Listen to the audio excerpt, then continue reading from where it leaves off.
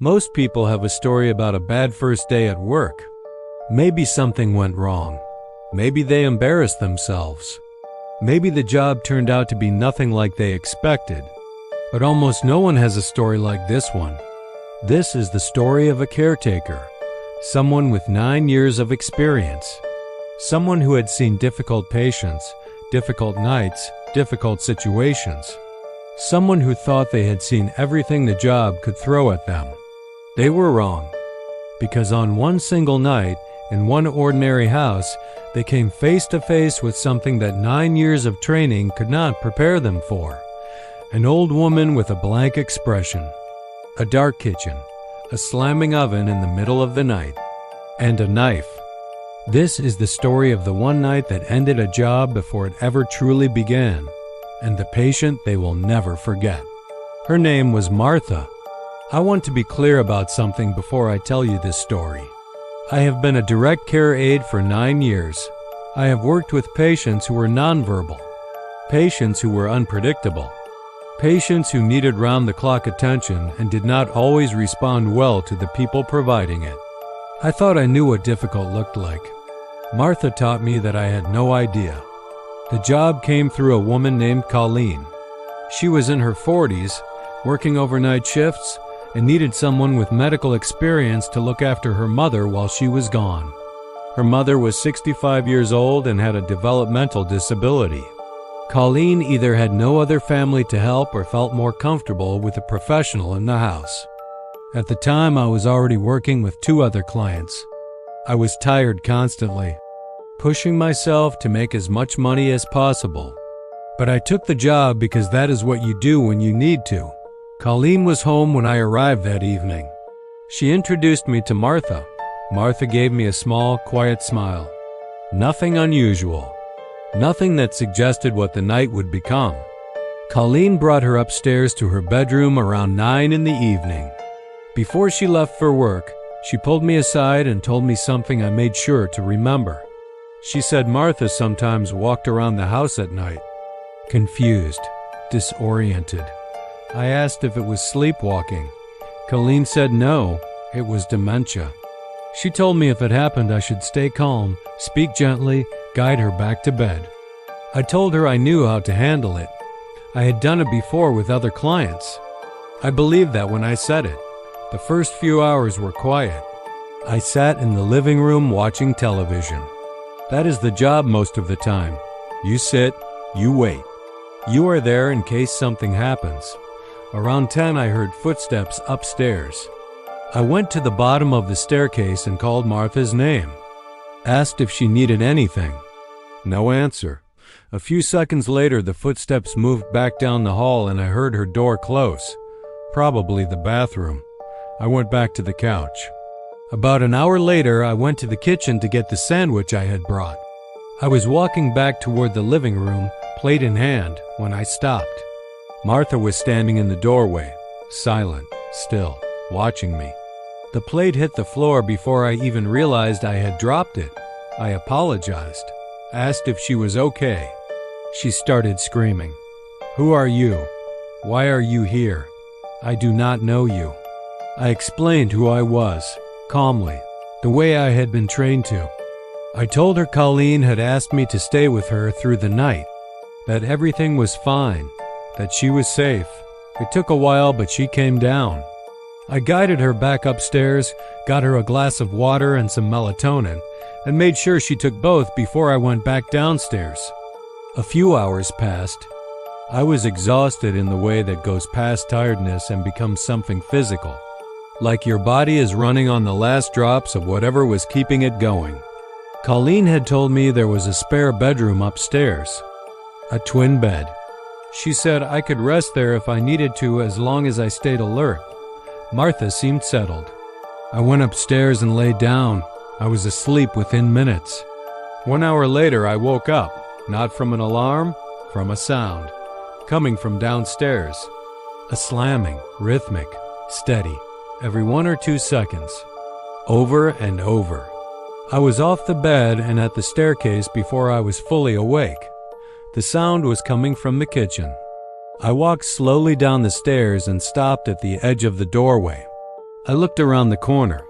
The kitchen was almost completely dark, and in the middle of that darkness, I could see her silhouette, Martha, standing at the oven, opening it, slamming it shut, opening it, slamming it shut, over and over, steady as a metronome, like she had been doing it for a long time before I heard her. I called her name. She stopped. The kitchen went silent, and then slowly she turned toward me. She stood there for a moment without moving. Then she crossed the kitchen and walked past me to the stairs without a word. I followed her up. At her bedroom door she stopped, turned the handle, and slammed it behind her.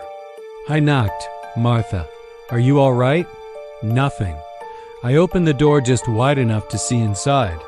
She was standing beside the bed, facing the wall, not moving. Just standing there in the dark, her back to me, completely still. I have seen a lot of strange behavior in 9 years. I have seen patients in states that would unsettle most people.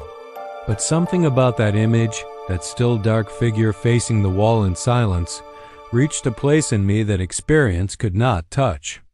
I guided her gently to the bed, helped her lie down, tucked the blanket around her, said goodnight. She said nothing. I went back to the spare room. I tried to stay awake. Told myself I would just rest my eyes. 10 minutes later, I was asleep. I do not know exactly what time it was when I woke up the second time. The room was still dark. My alarm had not gone off.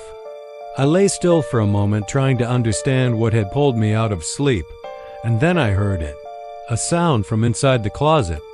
I turned my head slowly toward it. The door was slightly open, and in the gap between the door and the frame, in that narrow strip of darkness, I could see the shadow of a head, looking out, watching me. I whispered her name, Martha. Nothing.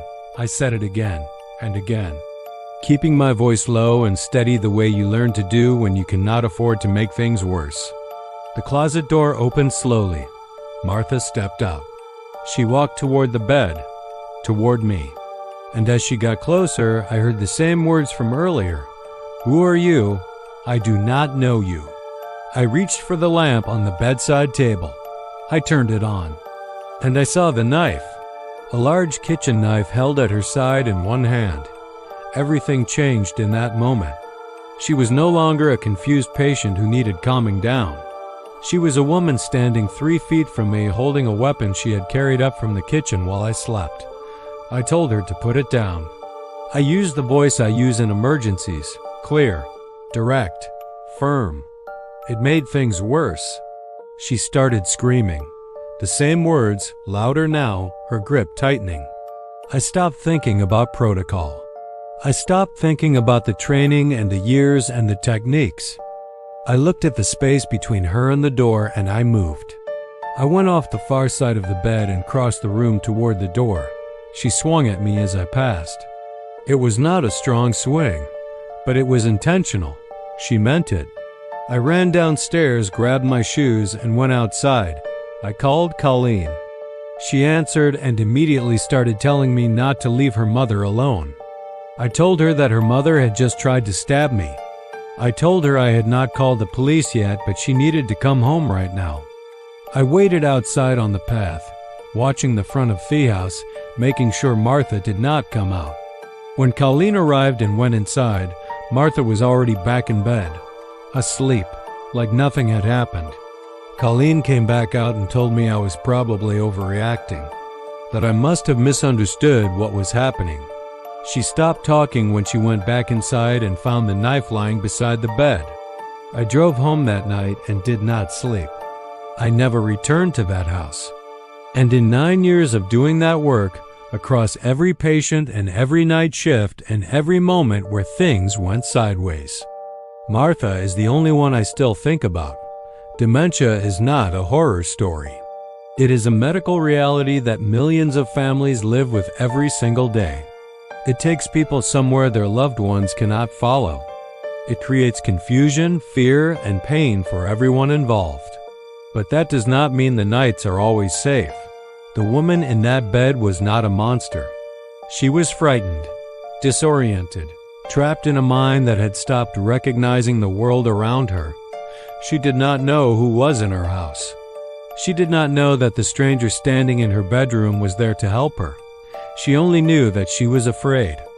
And fear, in any mind, can reach for the nearest thing it can find. The real horror of this story is not the knife. It is the fact that nobody told the caretaker how serious things had gotten. Nobody warned them about what those nights were actually like. Nobody prepared them for what they would find in that closet doorway. Sometimes the scariest thing is not the darkness itself. It is walking into it without a light and not realizing until it is too late. Stay safe out there. And if you know someone doing this work, tell them they are braver than they know.